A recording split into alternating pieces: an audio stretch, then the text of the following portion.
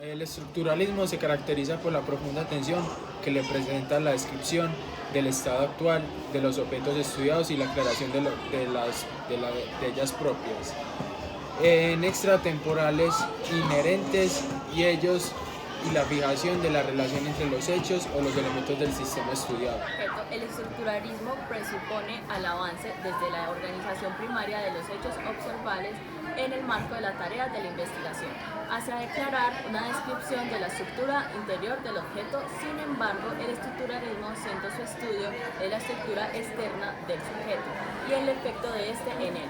A partir de esta corriente surge otro muy importante en reacción, esta llamada es postestructuralismo, que centra su estudio en el sujeto mismo y desdibuja un poco el entorno con las estructuras. En las décadas de 1940 y 1950 la filosofía francesa se orientó hacia el existencialismo, principalmente por medio de Sartre. Surge asimismo la fenomenología, el entorno Hegel y la filosofía de la ciencia de la mano de Gaston Bichat. Cambió en la década de 1960 cuando Sartre se situó en el marxismo. En ese contexto apareció el estructuralismo. Claude Lévi-Strauss inició este movimiento en la etnología, al que permanentemente la continuarán como Lacan con el psicoanálisis y Husserl con tesis marxista, entre otros. De vivir. Nos podemos dar cuenta que el ser humano y la estructura no son cosas distintas, no son cosas diferentes. El ser humano pertenece a la estructura. El ser humano hace la estructura y y se forma parte de ella hasta formarla algo orgánico del mismo. No puede haber humano sin estructura y viceversa. Resulta difícil separar al sujeto de la estructura, incluso ubicar como opera ella misma, ya que dentro de la estructura existen tantas subestructuras como sujetos. Dicho esto, podemos entender entonces que la estructura es mucho más que eso. Está encima y configura todas dichas instituciones, es decir, no está constituida por algo físico, no es el gobierno, no son las instituciones del Estado, ellas son las que se encargan de conformarlo, por lo cual es posible afirmar o sostener que no hay humano sin estructura y no hay estructura sin humano.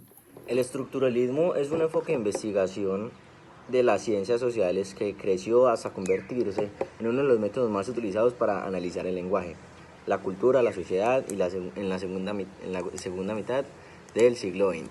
Si hablamos en un contexto social, el término hace referencia a una escuela definida de pensamientos filosóficos como la fenomenología, el marxismo y la aritmética. En sí, para resumir, el estructuralismo busca las estructuras a través de las cuales se produce el significado de una cultura. Bueno, por ejemplo, la estructura nos permite ver en múltiples ocasiones que en todo el momento el ser humano es especial en sus rutinas.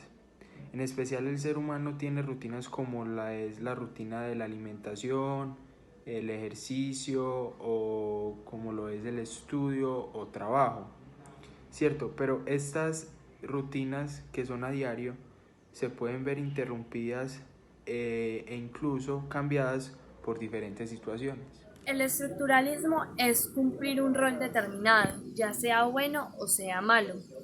En este hay muchas funciones y se construyen la forma escénica de todo el ser. Siempre hay un humano sometido a ellas y ellas siempre están sometidas a nosotros, como por ejemplo un bebé o un recién nacido. Es condicionado, por ejemplo, desde tan pequeño a horarios como son para comer. Luego ingresa a una guardería y allí se le siguen incrementando más horarios y más estructuras, como para comer, jugar y dormir, etcétera. Cuando es un niño, es decir, cuando crece más, comienza el colegio y empieza a emprender y aprender las nuevas estructuras de la vida y las básicas, como lo son leer, escribir, sumar, restar y multiplicar. Para ese entonces ya se ha investido en toda la estructura del ámbito escolar o de educación, para luego velar por una graduación de la secundaria y seguir con la multimillonaria empresa de la universidad. Luego de esto romperá la cadena de esta estructura para emprender la búsqueda de otra, que viene siendo la del trabajo, la laboral. Ok. Podemos ver la estructura en el consumo básico de las personas como en la comida, los rituales que hace cada individuo que crea para consumirla, prepararla e incluso antes de comerla. Los cristianos, por ejemplo, dan gracias antes de iniciar las comidas o lavarse las manos antes de la comida, poner los cubiertos de cierta forma, cortar los alimentos con la misma mano, etc.